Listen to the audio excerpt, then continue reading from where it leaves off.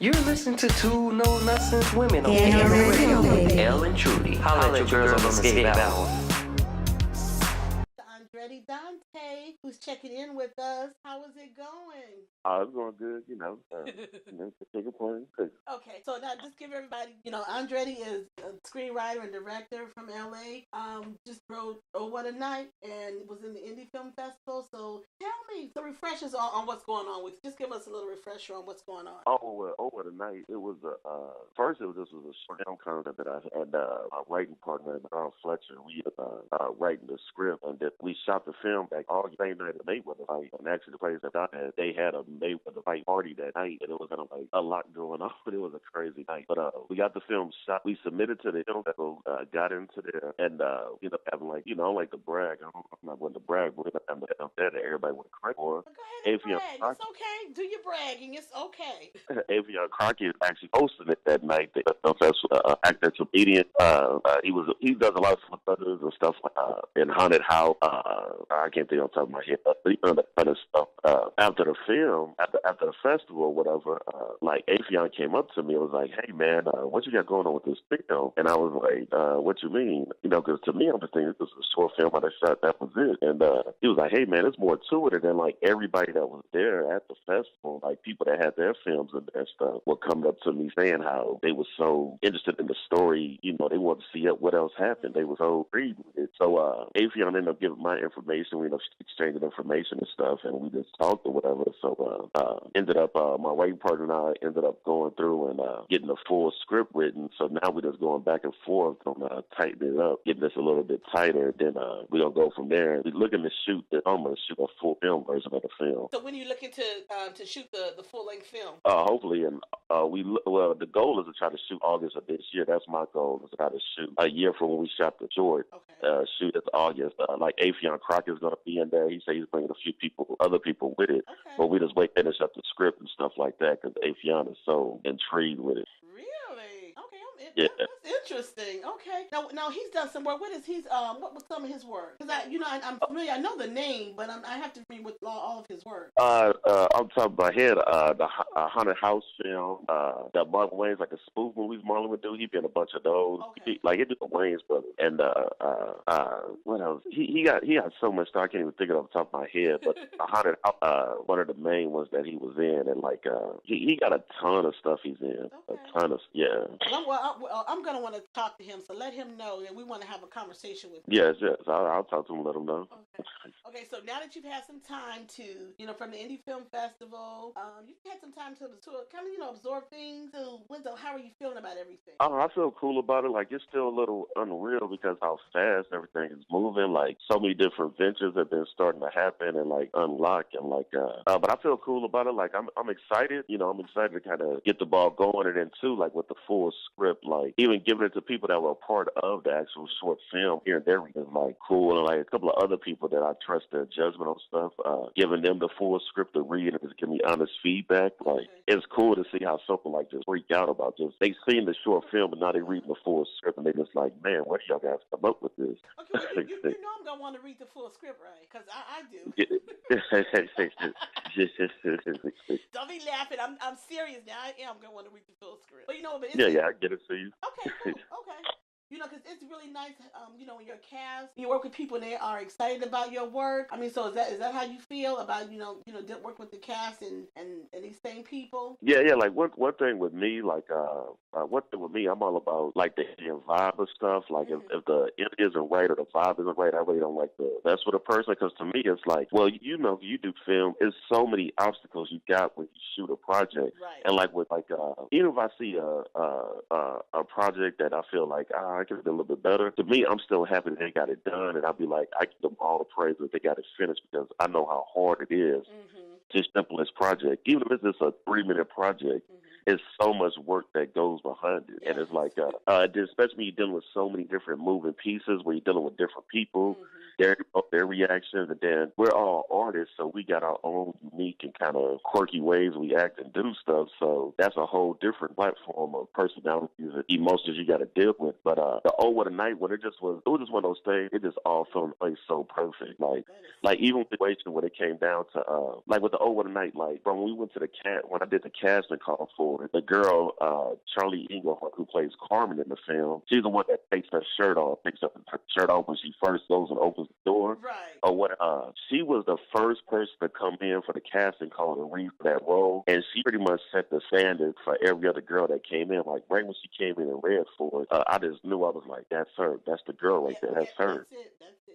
And what's the name? So everybody else that was coming, I kind of felt bad for them because I was already kind of sold on this one person that already kind of ended. But my thing is too is that I kind of try to, because I've been doing it for a while now, for a good 10 plus years now. It's when I do a casting, I just say little things and little stuff in the casting call just to see if you can just kind of get a judgment on a person's personality or whatever. Like I'm more about just the energy or something because I kind of feel like I can get a person where I need to get them to go. It is a matter of are they going to be willing to open up and let me do what I need to do, so that way we both get up to solid. But for me, I say it's like when you audition someone, when they come in for the audition, you automatically know right then and there if they're going to fit that part. When they're trying for a role. So is that that you got when you first auditioned with her? Is that she was going to be perfect for that role? Well, like in my head, I kind of had a slight different. Like that's one thing too is that I love it when an actor or an actress comes in and they change my whole perspective on the character. Like as far as like I had an idea of the character, what they may look like and what they may be, but I love it when a person kind of gives me a different perspective on the character and like what I kind of had built in my head on it. That's why too I'm big. I'm one of those ones I'm big on. That's why a lot of actors and actresses they love working with me over and over because of how I do stuff when I direct. I'm one of those ones that's like some directors are real strict on like you got to get up, you got to say this line just like this, you got to do it just like kind of real. You got to do every single little step I tell you just how I tell you to do it, and that's why a lot of times the actress may not be comfortable with me. I'm like, okay, we got to get out this bed and get to this door. We did this one line. I don't think I better get out the door, but we got to say this line at this one point. And I kind of let them play with stuff, and too, I kind of let them change up the actual dialogue a little bit. I let them say it a little bit more comfortable. But if it's straight up today, I'm like, we need to make sure we say this little part right here, though. But you can say it however you want. You got to say this because this is important to what's going on next. Right. I hear you because I think I kind of work in this similar. You can play with the line, you can deliver it, and however you're comfortable with it. But it has to be that they the way it's written. That's how I feel. Otherwise, you can play with it. I think I'm pretty more relaxed. Is that how you are? I want people to be comfortable. I don't want to feel like you're the drill sergeant and X, Y, and Z. It needs to be just like this. I don't think you're gonna get the best from your actors if you're like that. That's just mine. So is that how you feel? Yeah. I like to let my actors be able to breathe and just be able to bring something more to the table. And that's one thing like with everyone who worked on Oh What a Night, that's what they would tell you is how I would let them know like right away, like, hey, don't be afraid to speak up if you feel uncomfortable about something or you think something else better, because they may be saying something that my brain wasn't thinking about, and it opens up a whole other thing where I'm like, hey, that actually is a good idea, and then we could collab and make it, they ask even more good. So that's why I always tell them, I'd be like with my director of photography on this one. So usually most of the time I would direct the photography for my own stuff that I'm directing, but on this one I wanted to go a little different route, and that's why I hired and brought in a DP for this one. And with Jeremy, I let him know. I was like, hey, Jeremy, man, like when we were talking, Jeremy was like, and I understood him. He was one of those ones too. He wasn't constantly kind of talk to me like once or twice a week or whatever. We talk, just going over stuff, building up to the film. And I could tell, he was just kind of trying to pick my brain, which I understand totally. I DP so many projects and been with directors that it's been a straight headache and chaos or whatever. But we were talking. I just always would tell Jeremy, I just kept telling him, like, hey man, don't be afraid to tell me if that stuff's not gonna work. Just let me know, and we'll figure out something else that will work. But let me know what you think may work, because you work in the camera, you're a man, you see it from the camera. That was one thing, and that's one thing that a lot of the actors and people that worked on the set of the film were talking about, was just saying how him and I just bonded so well. Like you would have thought we worked on 30 projects together, and there'll be like certain shots I may want. And Jeremy would be like, oh, man, that's not going to work. And we would try it. And he'd be like, hey, man, he would be like, hey, I'm going to show you and we'll try it. He'd be like, hey, man, it ain't going to work. But how about we try this? Or is it something else you may think in? And we would just collab and get a different shot that we'll make work and stuff. And see, I like the fact that, he was open to it, to what you wanted. And then he had to show you that it wasn't going to work. So that's cool. I like I said, that's great to work with someone like that. Just don't tell me it's not going to work and then you don't show me anything. So I think that was pretty cool. Way to go. Yeah. Because I done worked with other people. Like, I done been on sets where I may have been something else on the set, and I done seen the DP and the director, going back and forth. The DP just told us, that ain't gonna work. We can't do that, and won't even try it out. But wow. That one was cool with Jeremy. Is that he would show me. He'd be like, "Hey, man, let's try it. We can try it out, but hey, we will see it. We'll try a few times, and it wouldn't work." And I'd be like, "Hey, okay, well, let's try this out." Then we end up with something that was even better than what I was thinking at first. Now, since all this has happened with Oh What a Night, you've become a spokesperson, right? For what's this brand that you're starting to model? Because you just like all over the page now. You're everywhere now. So Yeah, that's one of the Winston. What's the name of it? The Winston Box and the Prive sunglasses. Yeah, you know what? You just I can't even deal with you. I mean, you're a model now. Come on. Yeah, that's So yeah, that's how did all that come about? How did that start? I mean, well, who with the approached Winston you? Box, the Winston Box, that was a crazy one. Like, I ended up back in on Black Friday. They had a sale where they had half off on their subscription box. They do a subscription box for big and tall guys, for guys of size like that. And they do real nice style clothes and stuff. And so they had a half off on your first box on Black Friday. So I was like, oh, let me try it out. So I tried it out or whatever. And then back in December, I got my second box. They gave me this really nice jacket and stuff in the box. And I was just letting them know, like, hey, man, I really love the jacket I got in my last box, man. That was awesome, man. Mm-hmm. I was like, thank you, loyal customer.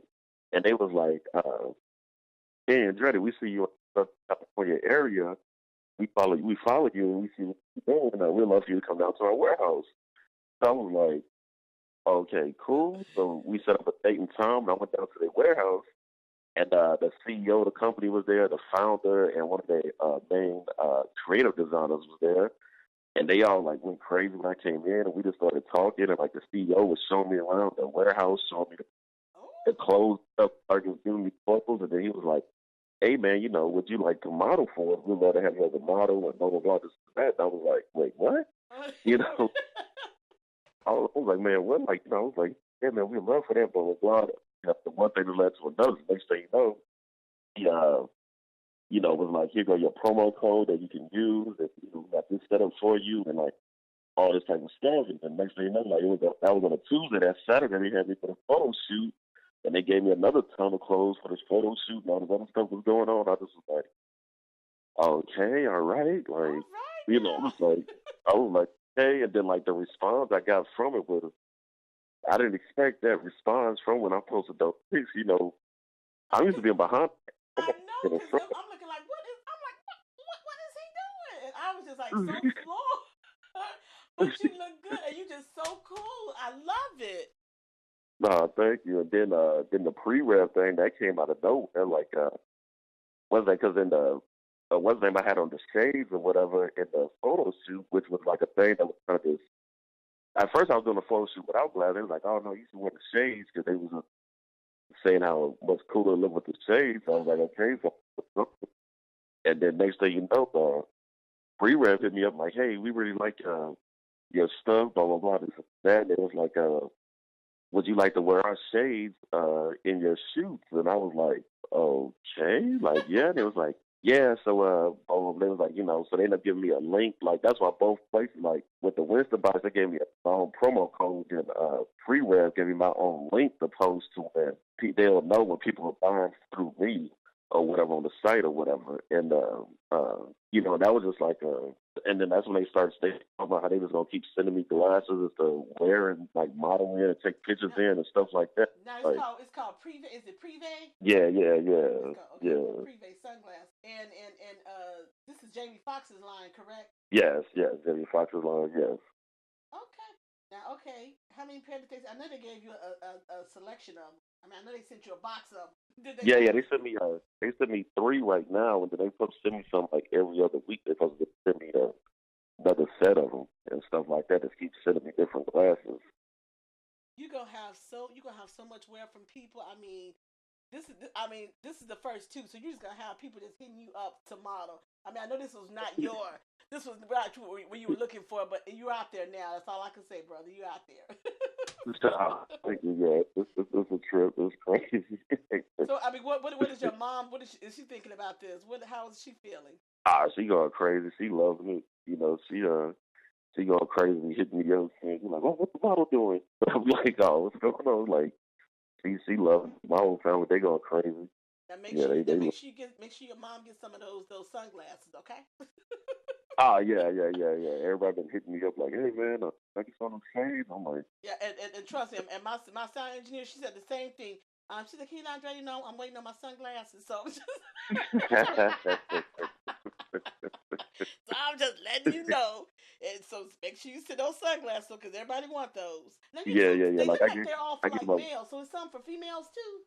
Because they look like yeah, they're. it's male and it's male and female. Yeah, they got male and female glasses.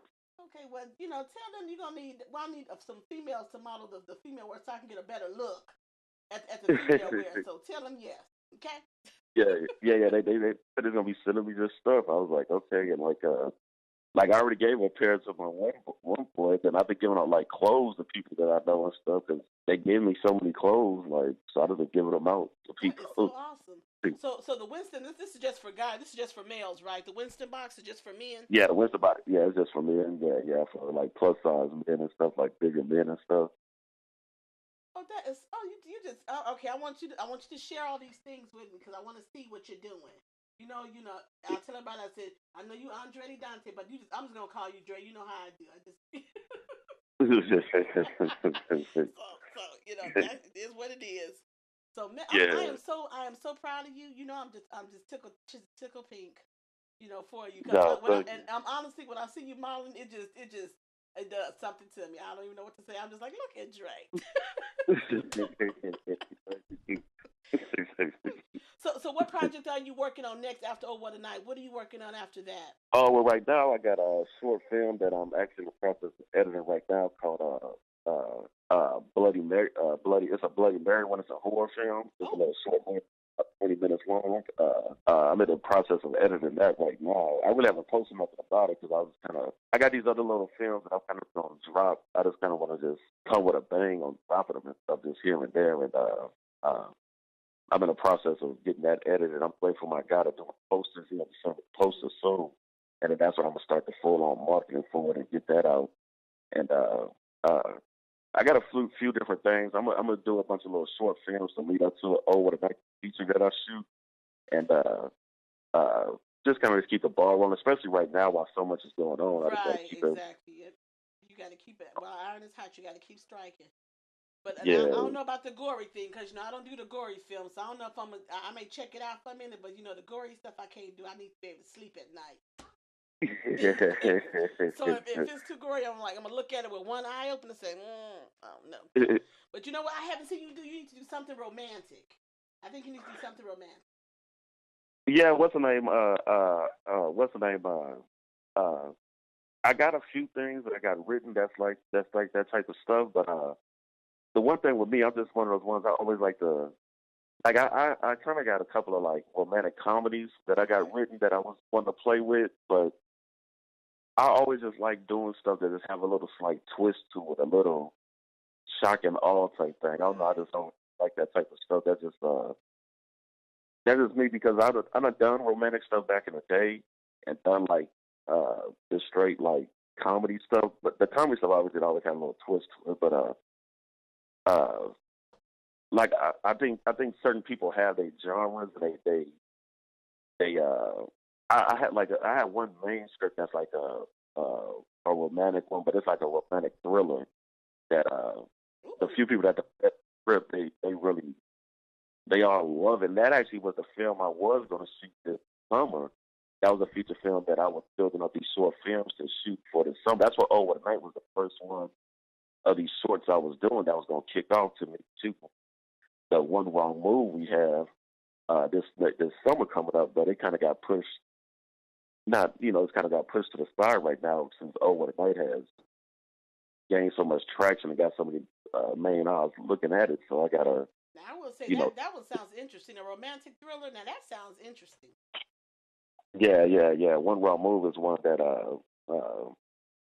the few people that have read it really like it. Like they really do like, and they was excited for me to shoot it this summer, but they understand what's going on now. They totally understand it. Like, nah, and they need to do this overnight feature. But they even was like going crazy about overnight. Yeah, you just doing your thing, and I, you can tell when God has certain things in plan for you, and I'm just tickled to be. I just can't see what you got coming out next. But I do want to be. I mean, I'm going to be looking for my full script for Oh What a Night. I'm just telling you that. yeah. But I just want to say thank you. I hope everybody is tuning in and listening, and just check out Andretti Dante. He's just blowing up. He's all over the place. I mean, the screenwriter, director, model. Next thing you know, you're going to be acting. So I'm just waiting for that. Nah, I'm gonna do that one. Never say never, because you didn't think you would be a spokesperson either. So never say never. Yeah. So just tell someone out there that's listening. I mean, just you're just continue to believe in your craft. Is that pretty much what you've been doing? It's just you believe in your work, believe in yourself, and just keep it moving, keep pushing forward, right? Yeah. Just never give up. Like like a lot of people, say like you want to be an actor. Look at Samuel L. Jackson. Like he was 41 when he first got in there. So I just tell people never give up. Just always keep going. Never stop. See, I didn't know that. I didn't know he was 41. Yeah, I didn't know that. I thought he was a little younger. Yeah. And Sam, and everybody knows who Sam Jackson is, right? That's what everybody's gonna know Andretti Dante. So you're gonna be a household name too. You just keep it moving. I'm very proud of you. I'm excited for you. Can't wait to see what you do next. Oh, thank you. I appreciate it. And don't forget to tell Ifyan Crockett, I got to talk to him. So make sure you let him. Yeah, I'll let him know. Yeah, I'll let him know. Okay, sounds good. Okay, well, I'm not gonna hold you anymore because I know you have things to do and places to go and people to see. Sure, all right. I'll talk to you. Okay, all right. Much love. Take care. All right, great. Okay. That was Andretti Dante. Oh, screenwriter, director in LA. I mean, his Oh What a Night. Like you said, he just finished wrapping up the, doing the rewrites for the feature. So you guys check him out. Just follow him. I mean, he's modeling